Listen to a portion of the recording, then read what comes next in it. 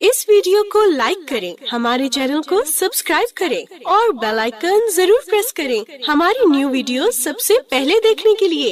आज मैं इंशाल्लाह आपसे बात करूंगी उस दुआ के बारे में जो कभी रद्द नहीं की जाती। दुआ एक इबादत है, दुआ हमारी जरूरत है। दुआ अल्लाह ताला से अपनी दुनिया की जिंदगी और आखिरत की जिंदगी की जरूरियात के बारे में इल्तिजा करना है, उससे मांगना है, उससे सवाल करना है, उसके आगे गिड़गिड़ाना है, उसके आगे अपनी आजिज़ी का इजहार करना है और अपने मसाइल का हल तलाश करना है। हम सब जानते हैं कि इस दुनिया में हम आजमाने के लिए भेजे गए हैं। हम सब पर आजमाइशें आती, हम सब के इम्तिहान होते हैं।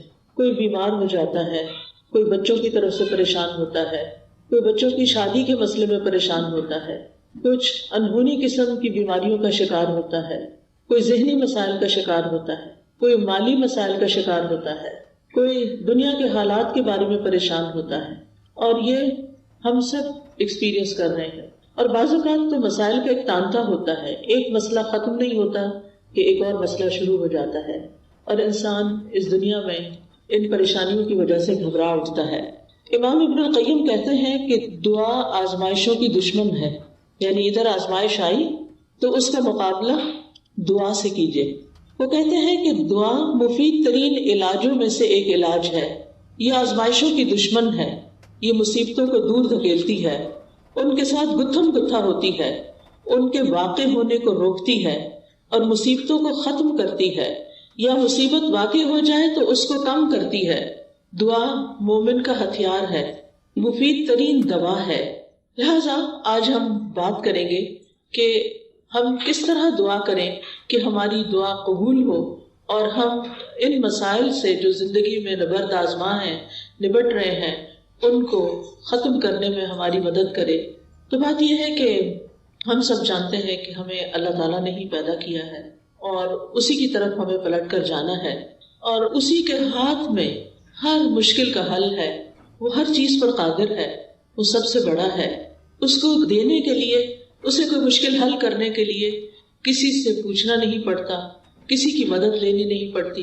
लिहाजा जब सब कुछ उसी के इख्तियार में है, लहू मुल्कुस समावाति वल अर्द, आसमानों और जमीन की मिल्कियत, कंट्रोल सारे का सारा उसी के हाथ में है।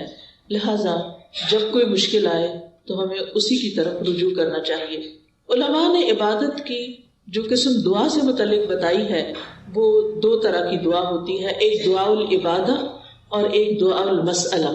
यानी हमारी जितनी भी इबादतें हैं, नमाज, रोजा, हज, ज़कात, जितने भी अमाल हैं, इन सब को भी दुआ कहा जाता है, क्योंकि ये भी दरअसल हम अल्लाह सुब्हानहू तआला के हुजूर जब हाजिर होते हैं, मसलन नमाज में, तो आप देखिए कि हम सीने पे हाथ बांध के भी दुआ करते हैं।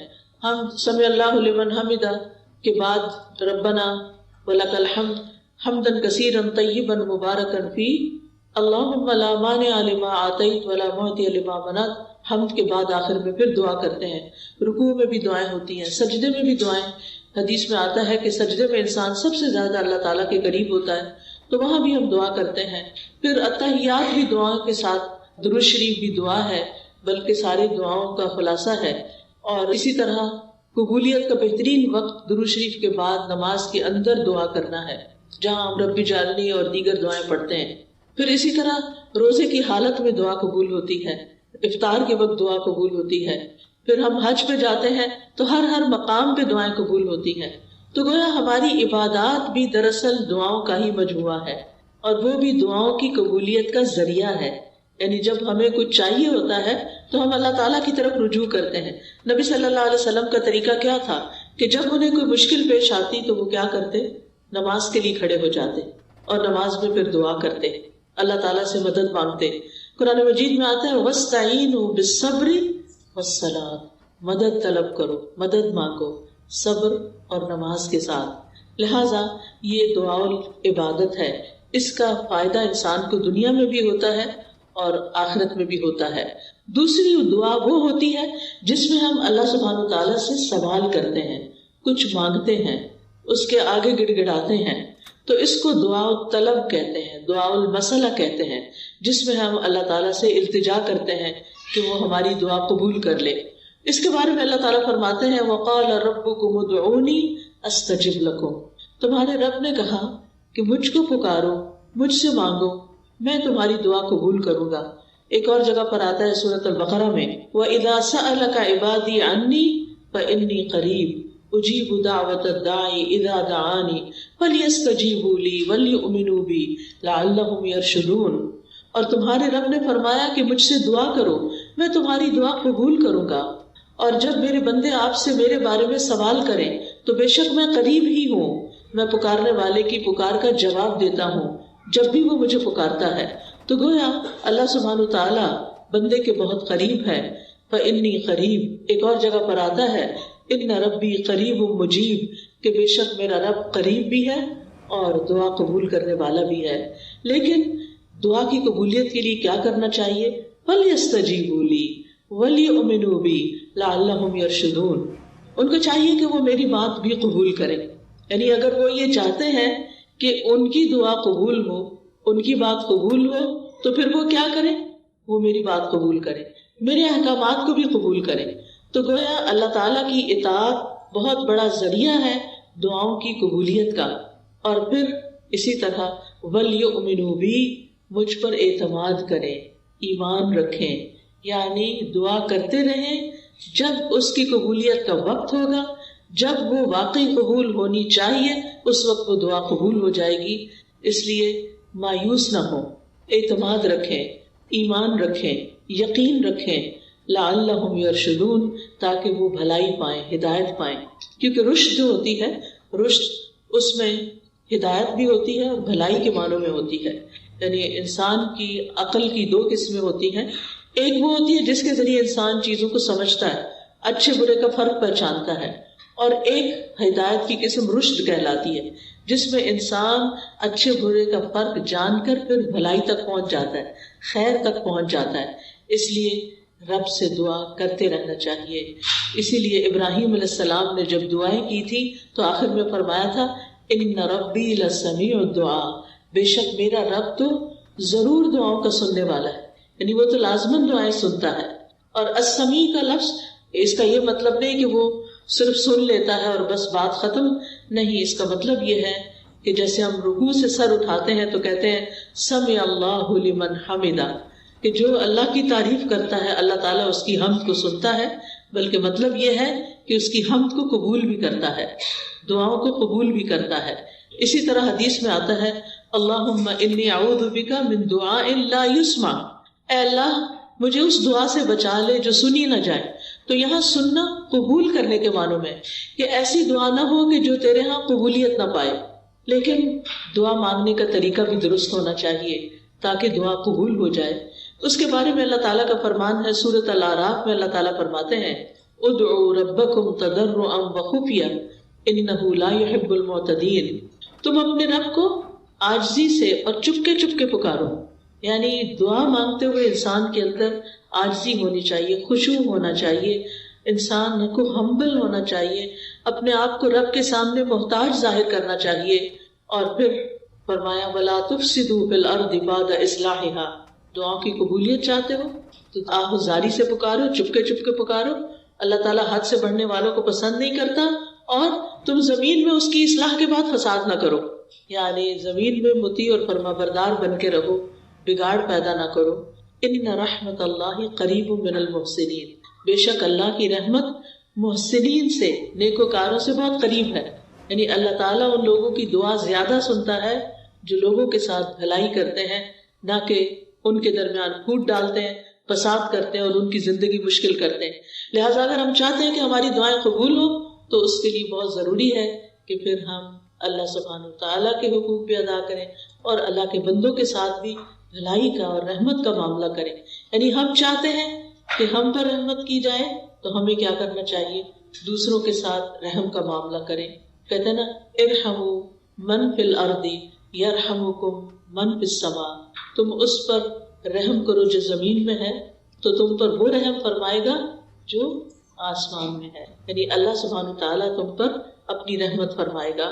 تو اس سے یہ پتہ چلتا ہے کہ دعا مانگنے کے وقت انسان کا طریقہ کیا ہونا چاہیے۔ سب سے پہلے کہ گڑ گڑا کے پوری توجہ سے رو کے, اللہ سبحانہ تعالیٰ کے آگے فریادیں کر کے, لیکن حد سے نہ بڑھا جائے. حد سے بڑھنا کیا ہے کہ انسان ایسی حرکتیں شروع کر دے کہ جن کا سنت سے کوئی تعلق نہیں. نبی صلی اللہ علیہ وسلم نے اس طرح کی دعا نہیں مانگی.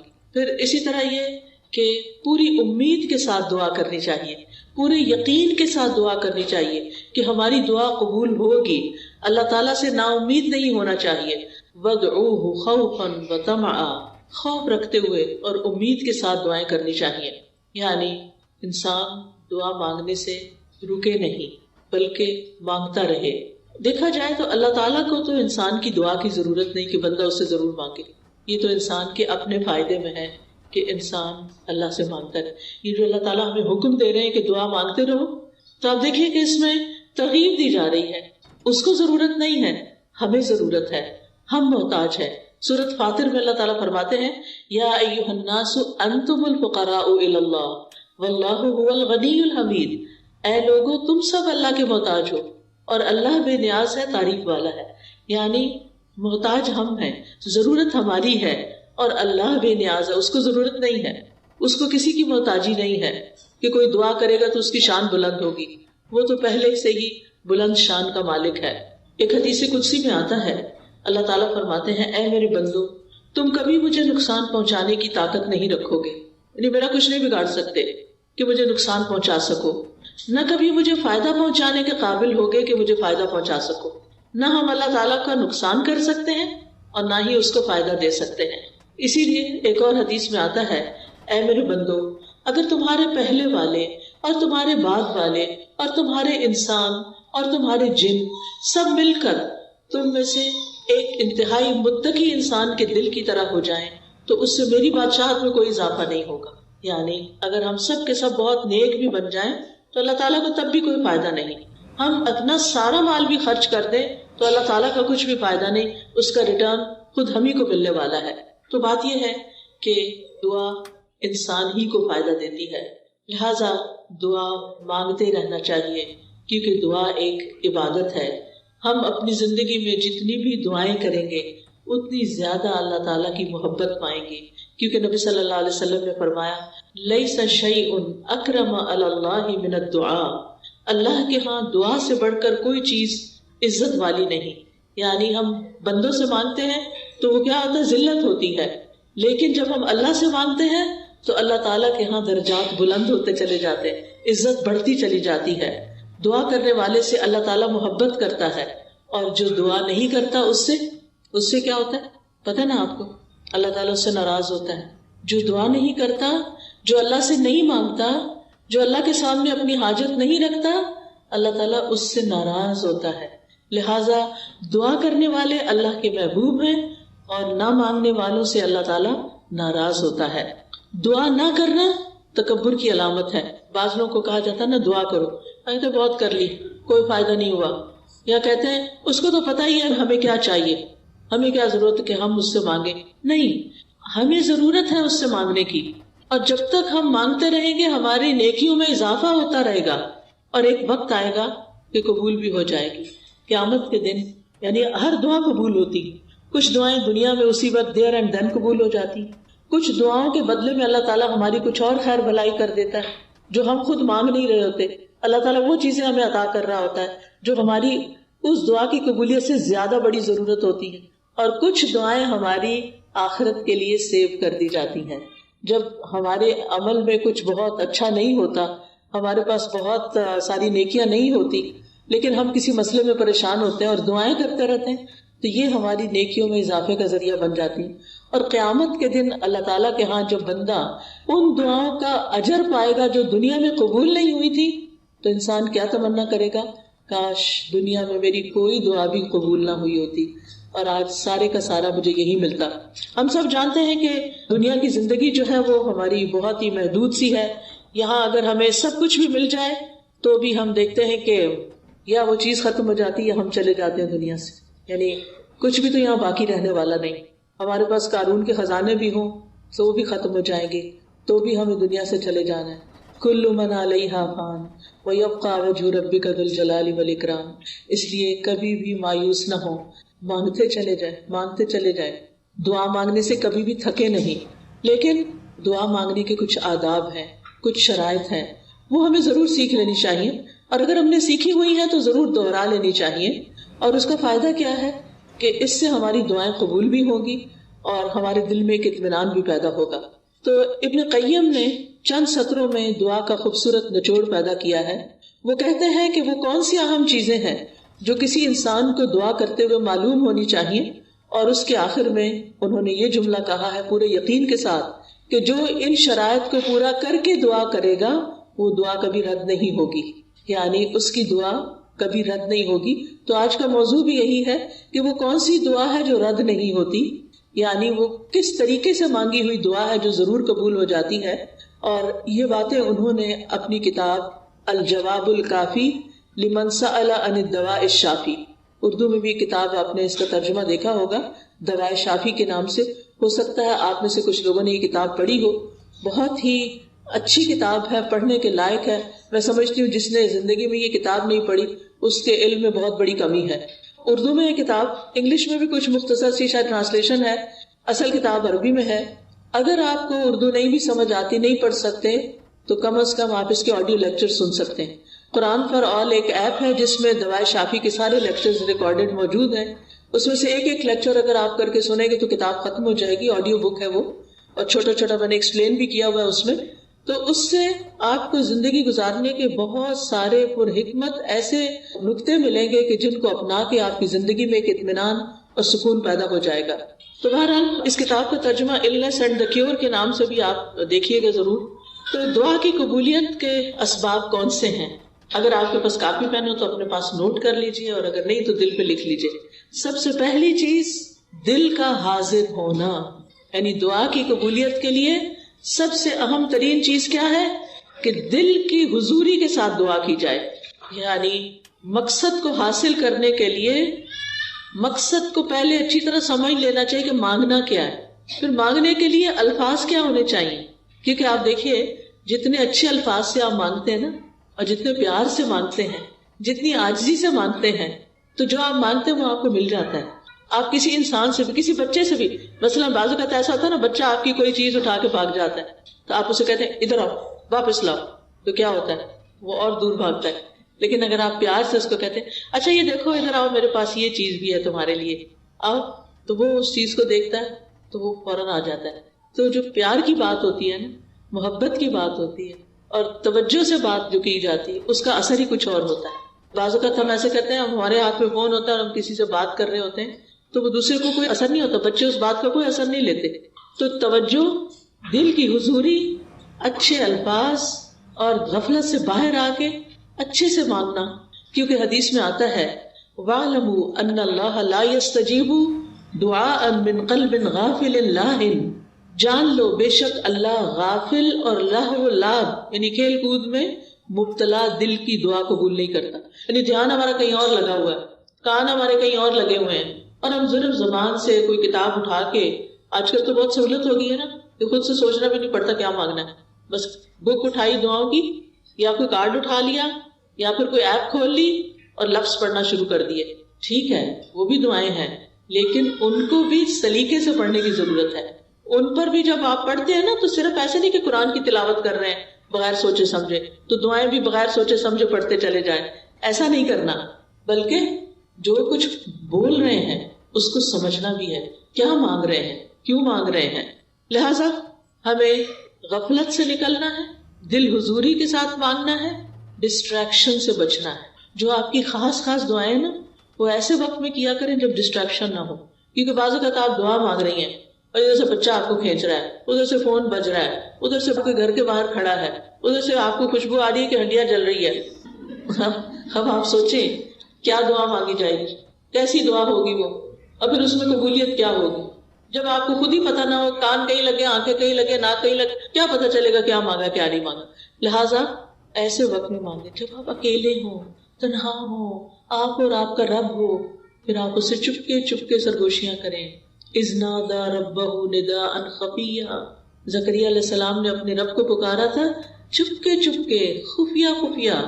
ادعوا ربکم تضرعا وخفیا، عاجزی اور زاری بھی ہو اور چپکے مناجاتیں بھی ہوں.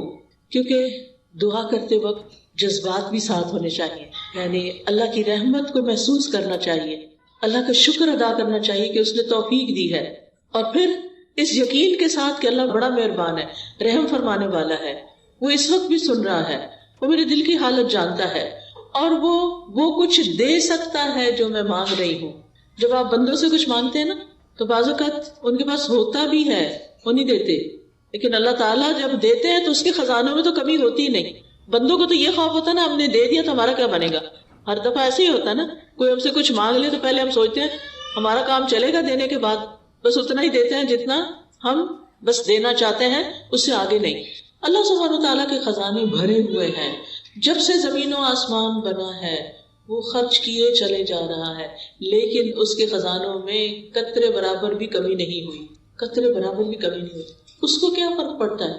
اور جب ہم یہ جانتے ہیں کہ زمین و آسمان کی ہر چیز اس کے کنٹرول میں ہے, وہ بادشاہ ہے, وہ مالک ہے, اور وہ دینے پہ پوری طرح قادر ہے, تو پھر ہم اس امید کے ساتھ مانگیں. قرآن مجید میں آتا ہے کہ وَإِن مِّن شَيْءٍ إِلَّا عِندَنَا خَزَائِنُهُ وَمَا نُنَزِّلُهُ إِلَّا بِقَدَرٍ مَّعْلُومٍ. کوئی چیز ایسی نہیں, یو نیم اٹ, کہ جس کے خزانے ہمارے پاس نہ ہو, لیکن ہم ان خزانوں میں سے کتنا کتنا دیتے ہیں, کتنا کتنا اتارتے ہیں, ایک معلوم اندازے کے مطابق, ایک مقرر اندازے کے مطابق. کیونکہ اللہ تعالیٰ الحکیم بھی ہے, اس کو پتا ہے کس انسان کو کب کون سی چیز دینی چاہیے, کیونکہ وہ ہمارے بارے میں ہم سے زیادہ جانتا ہے نا, کہ اگر میں نے اس کی دعا قبول کر لی اور اس کو وہ مل گیا جو چاہتا ہے, پھر یہ مجھے بھول جائے گا. اور مجھ سے غافل ہونا اور بھولنا اس بندے کے حق میں نقصان دہ ہے. لہٰذا بہتر ہے کہ اس کی دعا ابھی قبول نہ کی جائے, یہ کچھ اور مانگ لے. یعنی بعض لوگوں کی دعا صرف اس لیے قبول نہیں کی جاتی کہ ان کا رونا اللہ کو پسند ہوتا ہے, ان کا مانگتے رہنا اللہ کو پسند ہوتا ہے. کیونکہ جب ہم دکھی ہوتے ہیں, تکلیف میں ہوتے ہیں, پریشان ہوتے ہیں, تو پھر ہم اللہ کی طرف رجوع کرتے ہیں. اور جب ہماری ضروریات پوری ہو جاتی ہیں تو پھر ہم کیا کرتے ہیں, پھر تو ہم نماز پڑھنا بھی بھول جاتے ہیں, پھر ہم صدقہ خیرات دینا بھی بھول جاتے ہیں. لہٰذا اللہ سبحانہ وتعالیٰ ہمیں کسی نہ کسی مشکل میں ڈالے رکھتا ہے ہمارے فائدے کے لیے, ہماری بھلائی کے لیے, تاکہ ہم اللہ تعالیٰ کی طرف رجوع کرتے رہیں. نبی صلی اللہ علیہ وسلم نے فرمایا ادعوا اللہ وانتم موقنون بالاجابہ, تم اللہ سے مانگو اس یقین کے ساتھ کہ تمہاری دعا ضرور قبول کی جائے گی, پورا یقین ہو.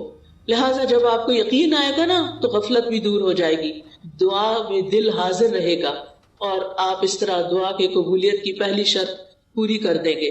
دوسری چیز جو ہے وہ ڈسٹریکشن ہے. ڈسٹریکشن کا مطلب یہ ہے کہ انسان کبھی کہیں دیکھے, کبھی کہیں دیکھے, کبھی کچھ سوچے, کبھی کچھ سوچے, اور جو مانگ رہا ہے اس کی خبر نہ ہو اس کو. تو ہمیں سمجھ کر دعا کرنی, سمجھ کر, یعنی یہ دوسرا اہم نقطہ ہے, حاضر دل کے ساتھ اور سمجھ کر. کیونکہ اگر پتہ ہی نہیں مانگ کے آ رہے ہیں تو پھر کیا فائدہ. اور پھر یہ ہے کہ اگر عربی میں دعا مانگنی نہیں آتی تو الٹے سیدھے لفظ پڑھ کے نہ مانگیں, اردو میں مانگ لیں, انگلش میں مانگ لیں, پنجابی میں مانگ لیں, جو آپ کی زبان ہے اس میں مانگ لیں, تو آپ کے لیے کچھ مشکل نہیں ہے. اللہ تعالیٰ کو ساری زبانیں آتی ہیں, ایک ہم ہیں, ہمارے لیے ریسٹرکشن, ہماری لمیٹیشنز ہیں. ہمیں ایک زبان آتی ہے تو دوسری نہیں آتی, انگریزی آتی ہے تو فرینچ نہیں آتی, اردو آتی ہے تو پنجابی نہیں آتی بچوں کو, تو کتنی لمیٹیشن ہے ہماری. اللہ تعالیٰ کے لیے کچھ مشکل نہیں. کسی بھی ڈائلیکٹ میں, کسی بھی زبان میں, کسی بھی وقت, کسی بھی لمحے کچھ بھی مانگتے ہیں, وہ سب کچھ سمجھتا ہے, جانتا ہے, اور دینے پر پوری طرح قادر ہے. پھر آپ دیکھیے کہ دعا کرتے وقت کسی بے مقصد کام میں مشغول نہ ہو. اچھا, بعض لوگ موبائل سے دعائیں پڑھتے ہیں, ٹھیک ہے, سہولت کے لیے پڑھ سکتے ہیں آپ. اب کیا ہوتا ہے, اتنے میں اوپر ایک نوٹیفیکیشن آ جاتا ہے.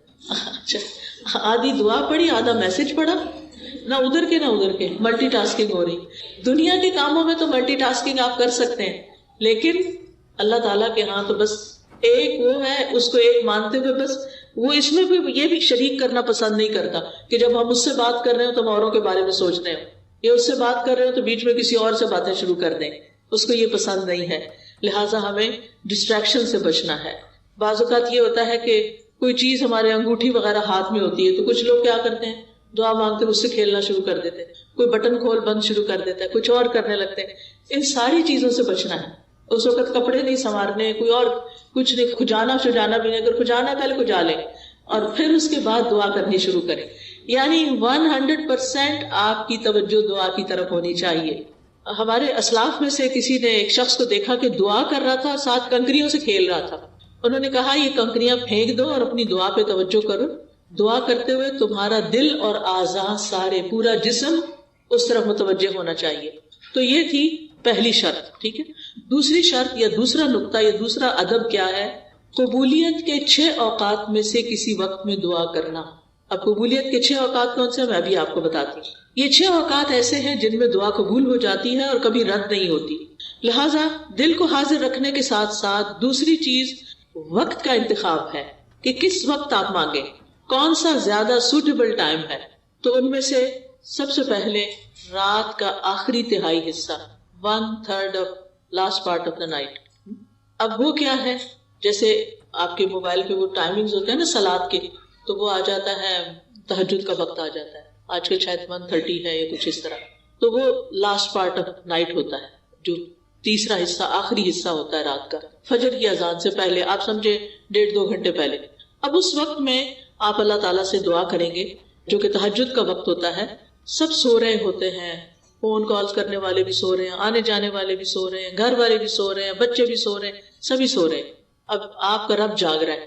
لہٰذا جب آپ کی آنکھ کھلے تو آپ اپنے رب کو پکاریں، چاہے آپ بستر میں لیٹے ہوئے پکاریں.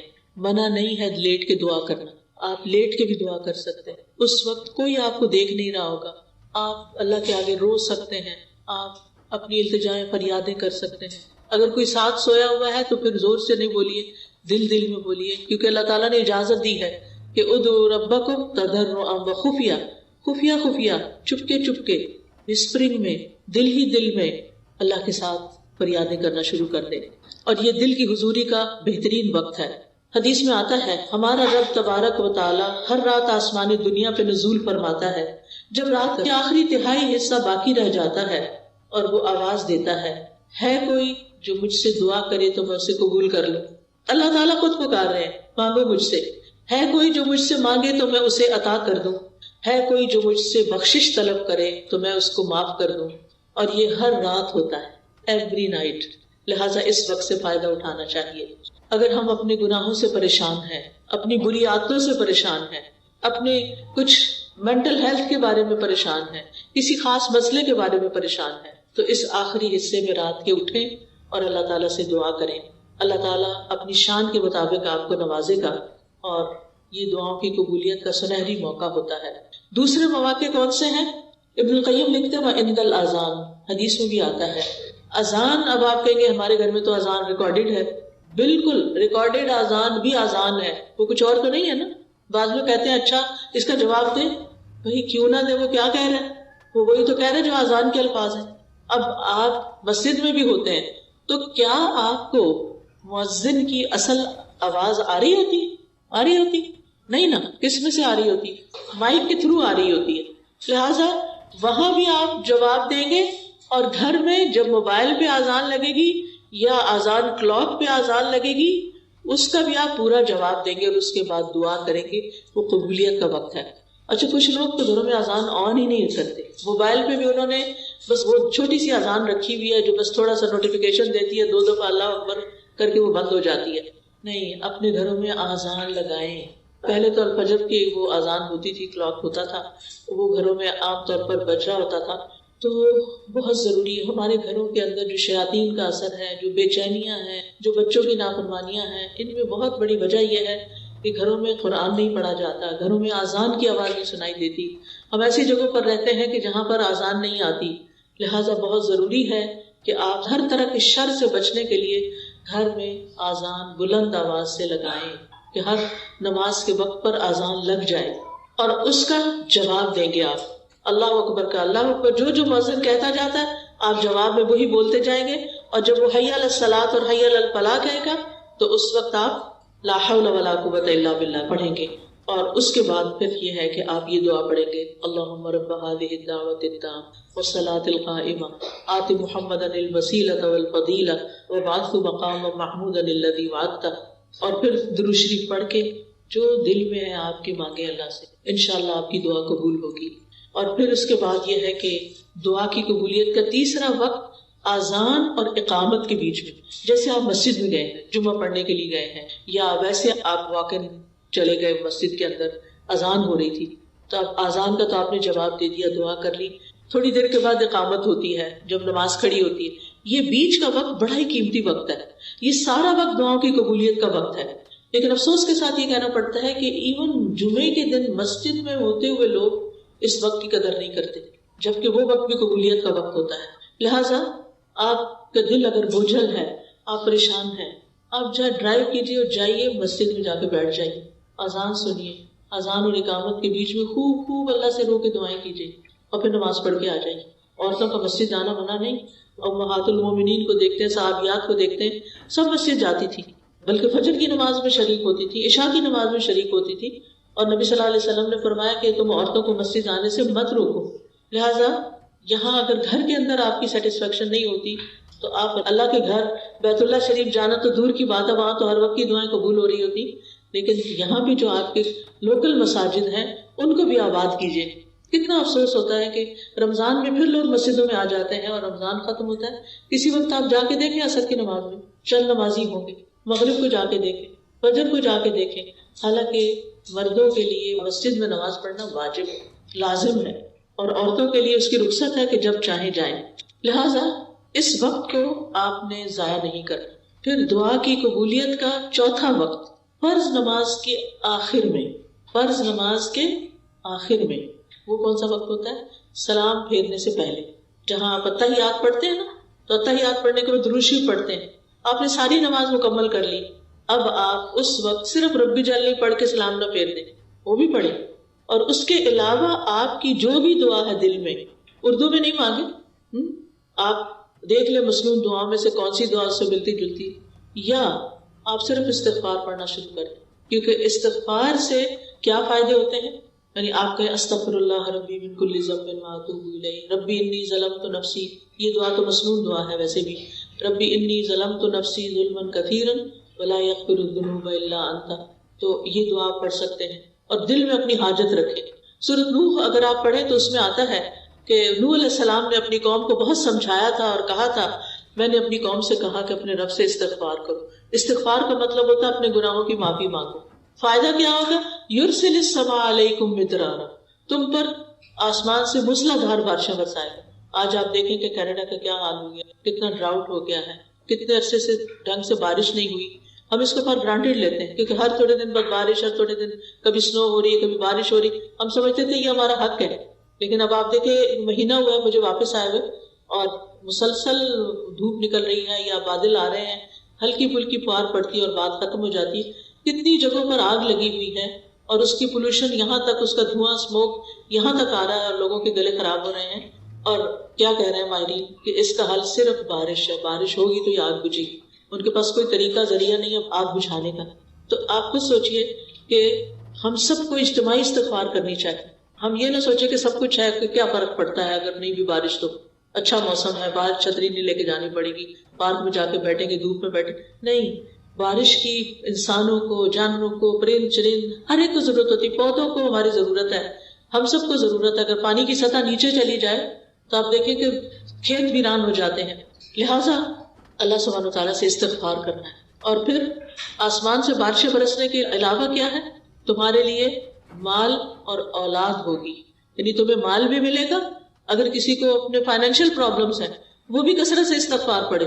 یا اولاد کی طرف سے کوئی پریشانی ہے، بچے ہیں نہیں، بچے ہیں لیکن بیمار ہیں، بچے ہیں لیکن بات نہیں مانتے، بچے ہیں لیکن شادی نہیں ہو رہی، کوئی بھی مسئلہ اولاد سے ریلیٹڈ ہے تو کیا کرے؟ استغفار کی کثرت کر دے، اپنے گناہوں کی معافی مانگتے چلے جائیں. اور وَيَجْعَلْ لَكُمْ أَنْهَارًا، تمہارے لیے نہریں جاری کر دے گا اللہ تعالیٰ. باغات ہوں گے، نہریں ہوں گی. تو جب فرض نماز ختم کریں تو اس سے پہلے کم از کم ایک دفعہ استغفار ضرور پڑھ لیں. اللہم اغفر لی ذنبی کلہ دقہ وجلہ اولہ وآخرہ سرہ وعلانیتہ. یہ ایک استغفار کی دعاؤں کا کارڈ بھی ہے. اس میں آپ دیکھیں کہ بہت سی استغفارات کے ورژنز ہیں جن کو آپ تہجد کے وقت بھی پڑھ سکتے ہیں اور اس کے علاوہ بھی یاد کر سکتے ہیں. یہ گناہوں کی بخشش کا کارڈ ہے، ہر ایک کے پاس ہونا چاہیے. جیسے پہلے بھی میں نے عرض کیا نا کہ الفاظ میٹر کرتے ہیں، words do matter، کہ آپ کن لفظوں سے بول رہے ہیں، کن لفظوں سے معافی مانگ رہے ہیں. ہمارے پاس تو اتنے اچھے لفظ نہیں ہوتے، لیکن قرآن مجید کی آیات اور جو نبی صلی اللہ علیہ وسلم کے الفاظ ہیں وہ خوبصورت الفاظ ہیں، تو ان کے ذریعے استغفار کریں تو انشاءاللہ آپ کے مسائل حل ہوں گے۔ اب یہ جو سلام پھیرنے سے پہلے کا وقت ہے یہ بہت قیمتی وقت ہے، کیونکہ آپ نے وضو کیا، قبلے کی طرف رخ کیا، اللہ اکبر کہہ کے اللہ کی بڑائی بیان کی، ہاتھ باندھ کے اس کے سامنے کھڑے رہے، اللہ کے کلام کی تلاوت کی، آپ نے رکوع کیا، آپ نے اللہ کی حمد بیان کی، آپ نے سجدہ کیا، آپ اتحیات میں بیٹھے، اور پھر آپ نے 1 رکعت پڑھی، 2 رکعت پڑھی، 3 پڑھی، 4 پڑھی، اور اب آپ تشہد میں بیٹھے ہوئے ہیں۔ عاجزی کا انداز ہے، گھٹنے موڑ کے بیٹھنا، عاجزی کے ساتھ بیٹھے ہوئے ہیں اور قبلہ رخ کیا ہوا ہے، درود شریف پڑھ لیا آپ نے، کتنی ساری چیزیں جمع ہو گئی آپ کی دعا کی قبولیت کے لیے۔ لیکن عام طور پر لوگوں کو پتہ ہی نہیں ہوتا کہ یہ دعا کی قبولیت کا وقت ہے، لہٰذا وہ جلدی سے ربی جلدی بے سوچے سمجھے پڑھ کے سلام پھیر دیتے ہیں اور ایک موقع گنوا دیتے ہیں۔ لہٰذا اگر مثال کے طور پر آپ بیمار ہیں تو آپ اللہ تعالیٰ سے دعا کر سکتے ہیں، اللہم اشفنی، اللہم اشفنی، اے اللہ مجھے شفا دے دے، اے اللہ مجھے شفا دے دے۔ پھر اسی طرح یہ ہے کہ اس وقت ایک خاص دعا نبی صلی اللہ علیہ وسلم نے سکھائی ہے، اور وہ ہے اللہم انی اعوذ بک من عذاب القبر وأعوذ بك من عذاب جہنم وأعوذ بك من فتنة المسیح الدجال وأعوذ بك من فتنة المحیا والممات اللہم انی اعوذ بك من المأثم والمغرم۔ یہ دعا جو ہے یہ لازم پڑھنی چاہیے نماز کے آخر میں، کیونکہ ہم دنیا کی مسائل پہ پریشان ہوتے ہیں، جبکہ ہم لگژریس گھروں میں رہتے ہیں، ہمارے پاس اچھے اچھے کھانے ہیں، ہمارے پاس اچھا اچھا پہننا ہے، ہم ایک پرامن ملک میں رہتے ہیں۔ لہٰذا اگر چھوٹا سا بھی مسئلہ آ جائے تو ہمارے سر پہ کچھ آ جاتا ہے اور باقی چیزیں ہم بھول جاتے ہیں کہ ہمارے آگے کیا ہونے والا ہے۔ قبر میں تو ہم نے تنہا ہونا ہے نا، وہاں تو کوئی ساتھ نہیں ہوگا، لہٰذا وہاں کی تکلیف اور وہاں کے عذاب اور وہاں کی مشکل کے بارے میں دعا کریں، قیامت کے دن جہنم کی سزا سے بچنے کی دعا کریں، پھر اسی طرح گناہوں سے بچنے کی دعا کریں۔ تو یہ بہت جامع دعا ہے، یہ بھی آپ کو یہاں نماز کے اذکار کتاب جو ہے اس میں مل جائے گی۔ دعا کی قبولیت کا 5واں وقت، ابن قیم کہتے ہیں 5واں وقت جمعے کا دن ہے۔ جمعے کے دن میں 2 اوقات ایسے ہوتے ہیں جب دعا قبول ہوتی ہے، ایک جب امام ممبر پہ چڑھ رہا ہوتا ہے، اس وقت سے لے کر جمعے کی نماز مکمل ہونے تک تو آپ مسجد میں پہلے سے ہی چلے جائیں اور اس وقت دعا شروع کر دیں جب امام اپنا خطبہ شروع کرتا ہے، جب اس وقت اذان ہوتی ہے۔ نبی صلی اللہ علیہ وسلم نے فرمایا جمعے کے دن ایک گھڑی ایسی بھی آتی ہے کہ اگر وہ کسی بندہ مسلم کو اس حال میں میسر آ جائے کہ وہ اللہ سے خیر کا سوال کر رہا ہو تو اللہ اسے وہ چیز ضرور عطا کر دیتا ہے۔ دوسری گھڑی کیا ہے؟ اچھا ساعت کا لفظ ہے نا، ساعت 60 منٹ کو نہیں کہتے، یہ کم بھی ہو سکتا ہے زیادہ بھی ہو سکتا ہے۔ شیخ صالح العثیمین کہتے ہیں کہ یہ تقریباً 45 منٹ ہے، ٹھیک ہے۔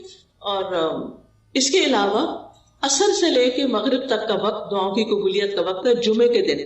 لہٰذا اگر آپ کی کوئی حاجت ہے، آپ کی کوئی پریشانی ہے تو آپ اس وقت کو بھی استعمال کر سکتے ہیں۔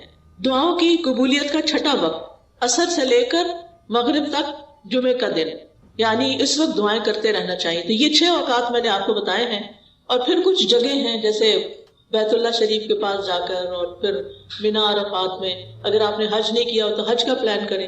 جو لوگ حج پہ جا رہے ہیں آپ ان کو کوئی نہ کوئی گفٹ دیں، یا آپ کے لیے ایک گفٹ پیک ہم نے تیار کیا حاجیوں کے لیے۔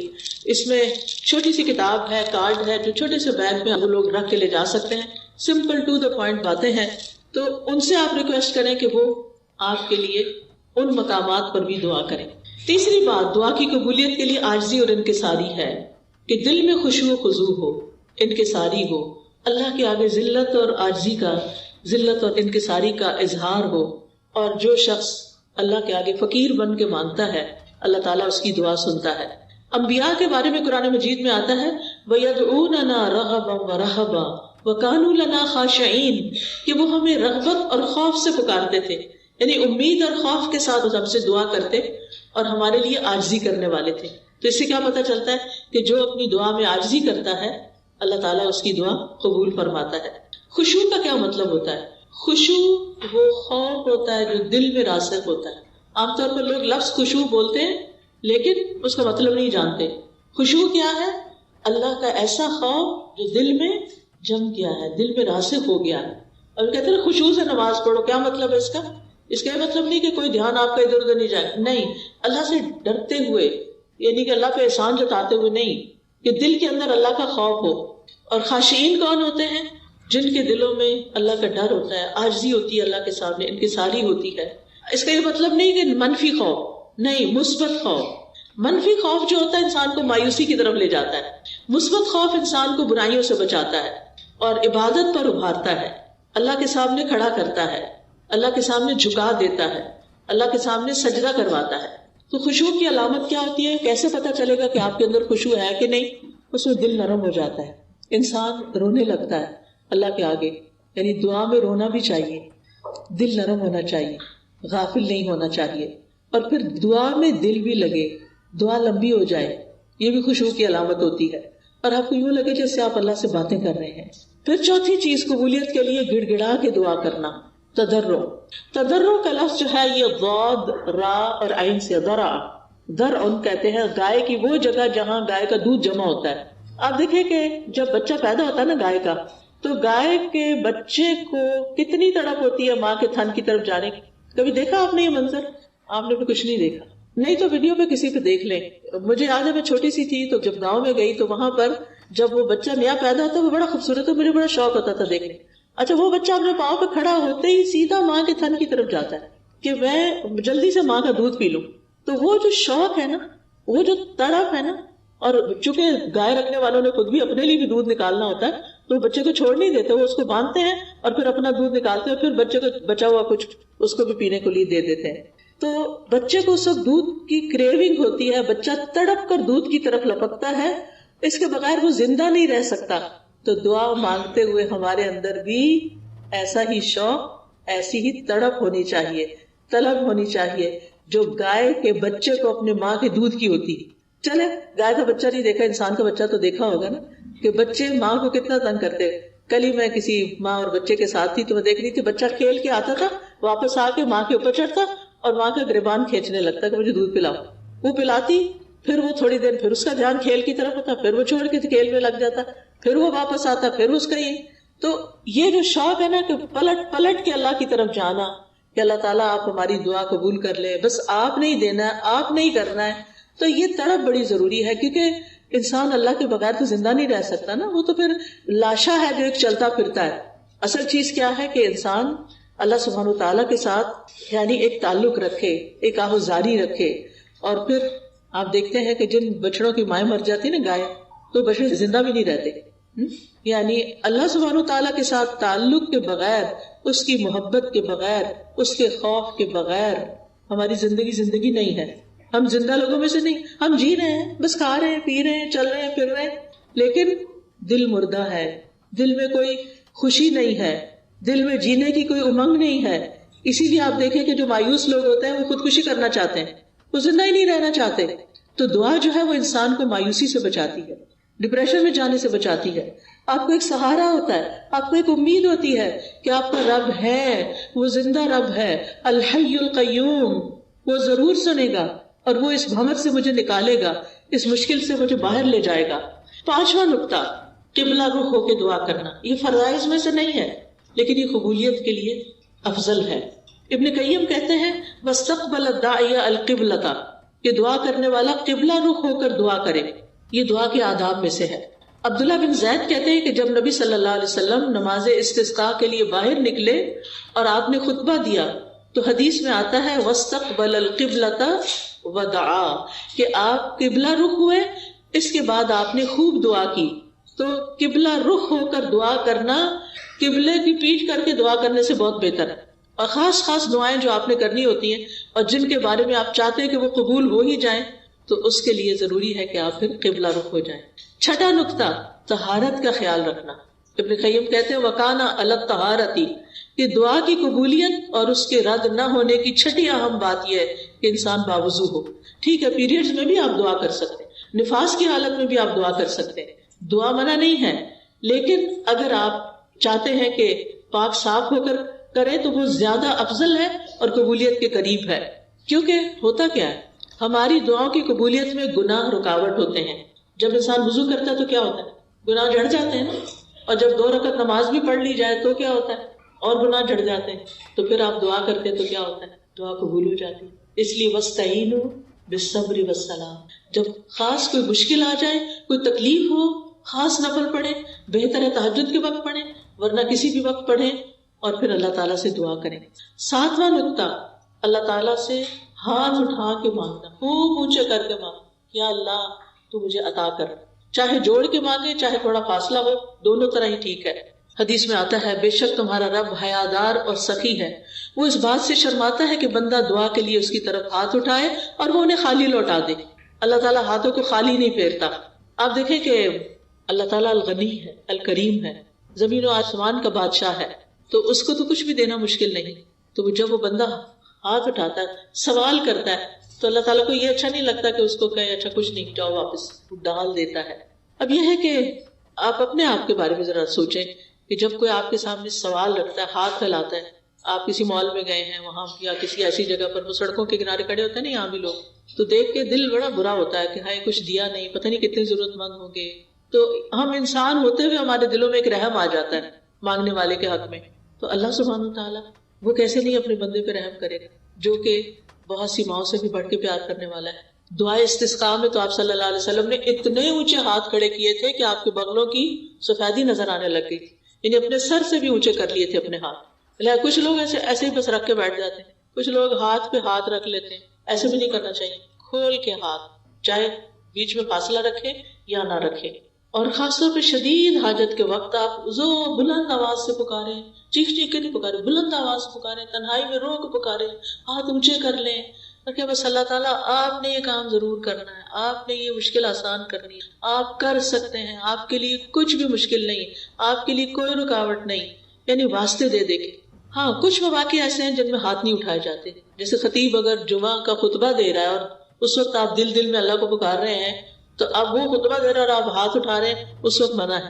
اسی طرح طواف کے دوران دعائیں قبول ہوتی ہیں لیکن آپ ہاتھ نہیں اٹھاتے، چلتے جاتے ہیں سیدھے۔ اسی طرح سعی کے دوران بھی دعائیں قبول ہوتی ہیں تو آپ ہاتھ نہیں اٹھاتے، اور سنت سے ثابت بھی نہیں ہے۔ 8واں نقطہ یہ ہے کہ آپ اللہ کی حمد و ثنا سے دعا کی ابتدا کریں، یعنی پہلے اللہ تعالیٰ کی حمد کریں۔ یہاں حمد کا بھی کارڈ ہے، الحمدللہ۔ جب یہ کارڈ آپ پڑھیں تو جو دل میں آپ کی دعا ہے دعا کریں، انشاءاللہ دعا قبول ہوگی۔ یہ کارڈ آپ کے گھر میں ہونے چاہیے۔ ہم دیکھیں کہ جب کسی کا بچہ پیدا ہوتا ہے، کوئی ویڈنگ ہوتی ہے، تو مہنگے سے مہنگے کارڈ خرید کر ایک دوسرے کو دیتے ہیں، اور وہ کیا کرتے ہیں، چند دن اس کو کہیں رکھتے ہیں، ادھر ادھر ٹیبل وغیرہ پہ سجاتے ہیں، اور اس کے بعد سب ٹریش میں چلے جاتے ہیں۔ ایسے کارڈز اگر آپ کے گھر میں ہوں گے، یہ دعاؤں کے سٹال لگا ہوا ہے، تو انشاءاللہ آپ ایک باسکٹ بنا لیں یا کسی فولڈر میں رکھ لیں، اور پھر جب آپ بیٹھیں تو کسی نماز کے بعد کسی وقت میں ایک اٹھا لیں، کسی میں دوسرا اٹھا لیں، کسی میں تیسرا اٹھا لیں، اور اللہ سبحانہ وتعالیٰ سننے والا ہے۔ نبی صلی اللہ علیہ وسلم نے ایک شخص کو دعا کرتے ہوئے سنا، اس نے اللہ تعالیٰ کی حمد و ثنا نہیں کی تھی اور نہ درود پڑھا تھا۔ آپ نے فرمایا اس نے جلدی کی، اور کسی دوسرے سے فرمایا جب تم میں سے کوئی نماز پڑھے تو پہلے اپنے رب کی حمد و ثنا بیان کرے پھر درود پڑھے۔ اس لیے کھڑے ہو کے ہم پہلے کیا کرتے ہیں، حمد و ثنا بیان کرتے ہیں، اور آخر میں اتحیات میں ہم درود شریف کے بعد پھر دعا کر لیتے ہیں۔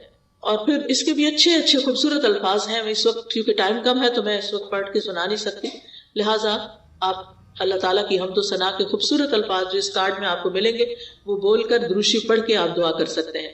پھر نماز کے آخر میں تسلیم سے پہلے دعا قبول ہوتی ہے، ٹھیک ہے، اس کو میں نے ابھی تھوڑی دیر پہلے آپ کو تفصیل بتا دی ہے۔ پھر رکوع اور سجود میں دعائیں قبول ہوتی ہیں، سجدے میں دعا کریں، اور اگر آپ کو کچھ نہیں آتا، کوئی دعائیں نہیں آتی عربی کی، تو آپ اللہم اغفر لی پڑھنا شروع، اللہم اغفر لی ذنبی، اس کا مطلب کہ اللہ میرے گناہ معاف کر دے، کیونکہ جب گناہ معاف ہوں گے تو انشاءاللہ رکاوٹیں دور ہو جائیں گی۔ یا ہم کہتے ہیں نا کہ رکاوٹ ہو گئی یا بندش ہو گئی ہے، اس کے پیچھے کوئی گناہ ہے، پھر ہمیں سمجھ ہی نہیں آتی، ہمیں یاد ہی نہیں آتا ہمارا کون سا گناہ ہے، ہم کہتے ہیں پتہ نہیں کیا گناہ ہے۔ ہم اپنی نیکیوں کو یاد کرتے ہیں، گناہوں کو یاد نہیں کرتے۔ ٹھیک ہے آپ نیکیوں کو بھی یاد رکھیں، لیکن آپ گناہوں کو ضرور یاد کریں کہ کہیں میں نے کسی کے حق تو نہیں مارا، کہیں کسی رشتہ دار کی حق تلفی تو نہیں کی، کہیں کسی ضرورت مند کی میں نے تو ضرورت نہیں پھیر دی، کسی ضرورت مند کا مذاق تو نہیں اڑایا، کبھی کسی پہ باتیں تو نہیں بنائی، کبھی کسی بہن بھائی کو ضرورت ہوئی تو میں نے کان بند کر لیا اور اس کی مدد نہیں کی۔ یعنی بعض اوقات ایسا ہوتا ہے کہ ہم دوسروں سے خیر روک دیتے ہیں تو ہم سے بھی روک دی جاتی۔ حضرت اسماء رضی اللہ تعالیٰ عنہ کو نبی صلی اللہ علیہ وسلم فرماتا لا تو کی فیو کا علیہ کی، اپنے وہ جو ہوتی ہے چھوٹی سی پوٹلی تو اس کی رسی باندھ کے نہ رکھو ورنہ تمہارے اوپر بھی باندھ دیا جائے گا۔ یعنی اس کو اپنے خزانے، پہلے زمانے میں پرس نہیں ہوا کرتے تھے اور ڈیزائنر کے تو بالکل بھی نہیں تھے، تو لوگ خواتین کپڑے کی تھیلیوں میں اپنے دینار درہم رکھتی تھی، تو اس کے اوپر سے پھر کیا کرتی تھی، تھیلی کو اب بھی وہ بید وغیرہ دیتے ہیں نا تو تھوڑی چھوٹی چھوٹی پاؤچز میں بنا کے دے دیتے، تو اس کے اندر کا اس کو باندھ کے نہ رکھو، وہ کھلا رکھو، یعنی نکالتے رہو، دیتے رہو، کیونکہ دینے والے ہی پاتے ہیں، گیو اینڈ ٹیک. تو اللہ سبحانہ و تعالیٰ پسند کرتا ہے، اس لیے صدقہ جو ہے وہ بھی دعا کی قبولیت میں بہت اہم کردار ادا کرتا ہے. پھر نواں نقطہ یہ ہے، حمد و ثنا کے بعد درود شریف پڑھنے سے دعا قبول ہوتی ہے، اور پھر استغفار، توبہ اور استغفار کر کے دعا قبول ہوتی ہے. اور اس میں ہم یہ جو سید الاستغفار ہے جو صبح شام ہم پڑھتے ہیں، تو اس میں ہم کہتے ہیں ابو لک بنعمتک علی و ابو بذنبی، اللہ میں آپ کی نعمتوں کا بھی اقرار کرتا ہوں اور اپنے گناہوں کا، تو دیتا ہے اور میں تیری نافرمانی کرتا ہوں. لہٰذا اس وقت پھر دعا قبول ہوتی. اور پھر دعا کی قبولیت کے لیے حرام سے بچنا بہت ضروری ہے، حرام کھانے پینے سے اور حرام اوڑھنے پہننے سے. اور پھر اپنے لباس میں بھی مہذب اسلامی لباس پہننا چاہیے. خاص طور پر خواتین کے لیے بہت ضروری ہے کہ وہ اپنے آپ کو ڈھکیں، کیونکہ اللہ تعالیٰ کو ڈھکنا پسند ہے. جب ہم بازار کی طرف، گھر میں ٹھیک ہے آپ جیسے بھی کپڑے پہنتے ہیں، لیکن اس میں بھی کچھ حدود کا خیال رکھنا چاہیے. اور نماز پڑھتے وقت آپ کو پتا ہے کہ پورا لباس ساتر ہونا چاہیے، بال بھی نہیں دکھنے چاہیے، کان بھی نہیں، گردن بھی نہیں، ٹخنے بھی نہیں. اب ہمارے دیسی کپڑوں میں بھی آپ دیکھیں کہ پجامے کی وجہ سے، ٹراؤزر کی وجہ سے جب خواتین جب رکوع میں جاتے ہیں تو ٹخنے ننگے ہو جاتے ہیں. جب ٹخنے ننگے ہو جاتے ہیں نماز باطل ہو جاتی ہے. یا تو آپ بڑی چادر لے کے کریں، یا کوئی جراب پہنیں، یا آپ شرٹ لمبی رکھیں. نماز کا ایسا کپڑا بنائیں کہ آپ اوپر سے نیچے تک ڈھک جائیں، ورنہ نماز قبول نہیں ہوگی. اگر نماز قبول نہیں ہوئی تو دعا کیسے قبول ہوگی؟ تو اس لیے یہ چھوٹی چھوٹی چیزیں جو ہیں، چھوٹی نہیں بڑی ہیں، ان کا بھی دھیان رکھنا ضروری ہے. کیونکہ ایک شخص پکارتا ہے تو اللہ تعالیٰ فرماتے ہیں کہ اس کی دعا کیسے قبول ہو، کہ اس کی غذا بھی حرام کی اور اس کا لباس بھی حرام کا. نہیں نہ کھانے میں وہ احتیاط کرتا ہے، بس حلال ہے حرام ہے کچھ بھی کھا لیتا ہے، اور اسی طرح لباس کا بھی اہتمام نہیں کرتا. تو اس کا اہتمام بھی ضروری ہے، کیونکہ دعا کی قبولیت میں لباس کا اہم کردار ہے. پھر اسی طرح 10واں نقطہ ہے دعا میں تکرار، ریپیٹیشن. دعا بار بار دہرانا، دہراتے جائیں، پھر مانگے پھر مانگے پھر مانگے، ایک دن، دوسرے دن، تیسرے دن. کبھی یہ نہ کہیں بہت دفعہ پکارا ہے اب مانگا نہیں جاتا، بس تھک گیا ہوں مانگ. کبھی نہ تھکے اور بار بار ربنا کہیں، اے ہمارے رب، اے میرے رب. اور پھر یہ کہ اللہ تعالیٰ کے اچھے اچھے ناموں کے ساتھ اس کو پکارے. اور پھر یہ کہ کہیں اللہ تعالیٰ سے، اللہ تعالیٰ میں تو مانگتا رہوں گا، میں نے نہیں پیچھے ہٹنا، آپ نے مجھے دینا ہی دینا ہے، آپ نے مجھے وہ عطا کرنا ہے جو میں آپ سے مانگ رہا ہوں. اور آپ مجھ جیسے مسکین انسان کو خالی ہاتھ لوٹا دیں گے، میں نے خالی ہاتھ نہیں جانا. آپ دیکھیں کہ بندوں کے سامنے بھی جب ہم، حالانکہ بندے سٹنجی ہوتے ہیں، اللہ تعالیٰ تو سخی کریم ہے، تو بندوں سے بھی جب ہم سب بخیل سے بخیل بندے کے آگے بھی تکرار کریں نا تو وہ پھر مان ہی جاتا ہے کسی طرح. بعض اوقات ایسا ہوتا ہے نا کہ کوئی شخص پہلی دفعہ آپ سے مانگتا تھا، آپ کہتے میں نے نہیں دینا ہے، یہ تو بس ہیبیچول ہے. اچھا پھر دوسری دفعہ کسی اور طریقے سے، تیسری دفعہ اپنے بچوں کو ہی دے گے، چوتھی دفعہ کسی اور طریقے سے مانگو، پھر آپ جاؤ سر سے اترو، لے جاؤ چلو. یعنی کہ نہیں، آپ کا ارادہ ہوتا ہے بالکل نہیں دینا، اور پھر آپ دے چکتے ہیں، پھر آپ سوچتے اچھا نکلوا ہی لیا اس نے. تو اس کے اصرار کی وجہ سے اگر وہ صرف ایک دفعہ کہتا دے دیں اور آپ نہیں دیتے تو کہاں دیا جاتا اس کو. وَلِلَّهِ الْمَثَلُ الْأَعْلَىٰ، اللہ کی شان تو بہت بلند ہے. لہٰذا اللہ تعالیٰ سے آپ تکرار کے ساتھ مانگیں، عاجزی اور بے بسی کے ساتھ. 11واں نقطہ کیا ہے؟ محبت پر مبنی الفاظ سے مانگیں، خوشامد کریں. اللہ آپ کریم ہیں، آپ حکیم ہیں، آپ قدیر ہیں، آپ قادر ہیں، آپ مقتدر ہیں، پیارے پیارے نام لے کے. اور پھر آپ دیکھیں حضرت زکریا نے کیا کہا تھا، ربی انی وہن العظم منی واشتعل الرأس شیبا ولم اکن بدعائک ربی شقیا. اللہ میرا سر بڑھاپے سے بڑک اٹھا ہے، سارے بال سفید ہو گئے، اور میری بیوی بانجھ ہے، میری ہڈیاں کمزور ہو گئی ہیں، لیکن میں تو اس سے دعا مانگ کے کبھی نامراد نہیں ہوا. مانگتا رہوں گا، آپ دینے والے ہیں. تو کتنی خوبصورت الفاظ میں انہوں نے اپنی حالت کا ذکر کیا. ایوب علیہ السلام نے بیماری میں کیا کیا، انی مسنی الضر وانت ارحم الراحمین، یہ پیار کے کلمات. اللہ مجھے بہت تکلیف پہنچ گئی ہے، بیمار ہو گیا ہوں اور آپ تو ارحم الراحمین. تو یہ اس کو تملک کہتے ہیں عربی زبان میں. پھر انبیاء کی دعاؤں کو آپ دیکھیں تو آپ کو بہترین نمونہ ملے گا. تو جب آپ یہ سوچیں گے کہ آپ کیا مانگنا ہے، کیوں مانگنا ہے، مقصد کیا ہے، اور عاجزی اور زاری سے مانگنا ہے، بہترین الفاظ میں اپنے آپ کو ایکسپریس کرنا ہے. چاہے اللہ آپ کے دل کی باتیں جانتا ہے، اللہ تعالیٰ یہ دیکھنا چاہتا ہے آپ زبان سے کیا نکالتے ہیں، آپ کن الفاظ میں مانگتے ہیں. حضرت مریم کی والدہ نے کن الفاظ سے دعا مانگی تھی کہ رب میں نے آپ کی نظر کر دیا، جو بھی میرے پیٹ میں ہے کہ آزاد ہوگا، آپ مجھ سے قبول کر لیں. انک انت السمیع العلیم، کیونکہ آپ تو دعائیں قبول کرنے والے ہیں، آپ تو جاننے والے ہیں. پھر اسی طرح 12واں نقطہ یہ ہے کہ امید اور خوف کے ساتھ مانگنا. وَيَدْعُونَنَا رَغَبًا وَرَهَبًا وَكَانُوا لَنَا خَاشِعِينَ. انبیاء ایسے ہی پکارتے تھے کہ دل میں ڈر بھی ہو اللہ کا کہ کہیں دعا رد نہ ہو جائے، کوئی میرے سے غلطی ایسی نہ ہو کہ میری دعا قبول نہ ہو، اور اس کے ساتھ امید بھی رکھے کہ نہیں اللہ تو سنتا ہے، وہ قبول کرے گا۔ 13واں نقطہ، اللہ سے اس کے ناموں، صفات اور وحدانیت کے ساتھ دعا کرنا، اللہ کی توحید بیان کر کے دعا کرنا۔ قرآن مجید میں آتا ہے وَلِلَّهِ الْأَسْمَاءُ الْحُسْنَى فَادْعُوهُ بِهَا، اللہ کے اچھے اچھے نام ہیں، ان ناموں کے ساتھ اس کو پکارو۔ لہٰذا اللہ کے تمام نام پرفیکٹ اور ایکسیلنٹ ہیں، لہٰذا اللہ کے نام کیسے؟ یا رحمان یا رحیم، تکرار کریں، یا اللہ یا رحمان یا غفار یا غفور اغفر لی، یا رحمان ارحمنی، یا حکیم یا علیم علمنی فہمنی، یا رزاق ارزقنی، یا شافی اشفنی، یعنی اللہ کے مخصوص ناموں کے ساتھ اللہ کو پکاریں۔ ایک شخص کو نبی صلی اللہ علیہ وسلم نے سنا کہ وہ دعا کر رہا ہے، اور وہ دعا کی تھی اللہم انی اسألک انی اشہد انک انت اللہ لا الہ الا انت الاحد الصمد الذی لم یلد ولم یولد ولم یکن لہ کفوا احد۔ تو آپ نے فرمایا اس نے اللہ تعالیٰ سے ان ناموں کے ساتھ سوال کیا ہے کہ جب اس سے سوال کیا جائے تو اللہ تعالیٰ عطا فرماتا ہے، جب مانگا جائے تو دعا قبول ہوتی ہے، لہٰذا اللہ تعالیٰ کے ناموں کے ساتھ دعا کریں، اور یہ دعا خاص طور پر۔ 14واں نقطہ، دعا کے ساتھ صدقہ، صدقے کی وجہ سے دعا قبول ہوتی ہے، یعنی دعا کر لی آپ نے، جا کے صدقہ کریں، کوئی نیکی کریں، کسی کی خدمت کریں، کسی کے ساتھ احسان کا معاملہ کریں، کسی کی کوئی ضرورت پوری کریں، کیونکہ صدقہ اللہ کے غضب کو بجھاتا ہے۔ اور ہر روز کچھ نہ کچھ صدقہ کرنا چاہیے، ہمارے ہر جوڑ پہ ہر روز صدقہ واجب ہوتا ہے، اور اس کو ادا کرنے کے لیے جو بھی نیکیاں ہم کرتے ہیں، اللہ کا ذکر کرتے ہیں، سب کچھ وہ صدقہ ہوتا رہتا ہے، لیکن ان سب کے بدلے میں اگر 2 رکعت نماز اشراق یا چاشت پڑھ لیں تو ساری ہڈیوں کا صدقہ ہو جائے گا۔ تو صدقہ رب کے غضب کو بجھاتا ہے، بری موت سے بچاتا ہے، یعنی جب اللہ تعالیٰ کی ناراضگی دور ہوگی تو کیا ہوگا؟ دعا قبول ہوگی۔ اور پھر یہ ہے کہ اللہ تعالیٰ کے عظیم نام کے ساتھ، اسم اعظم جس کو کہتے ہیں، اس کے بارے میں مختلف اقوال ہیں۔ اللہ کا نام جو ذاتی نام ہے نا، یا اللہ اللہ، یہ سب سے بڑا نام ہے، باقی سب اللہ تعالیٰ کی صفات ہے، لہٰذا یا اللہ یا رحمان یا رحیم یہ اس طرح بھی پکار سکتے ہیں۔ یا حی یا قیوم برحمتک استغیث، نبی صلی اللہ علیہ وسلم نے کس طرح دعائیں کی تھی بدر کے مقام پر۔ تو چونکہ ہمارا وقت ختم ہونے لگا، لہٰذا تھوڑی سی دعا کر لیتے ہیں، اور اس کے ساتھ ہی آپ سے اجازت چاہوں گی۔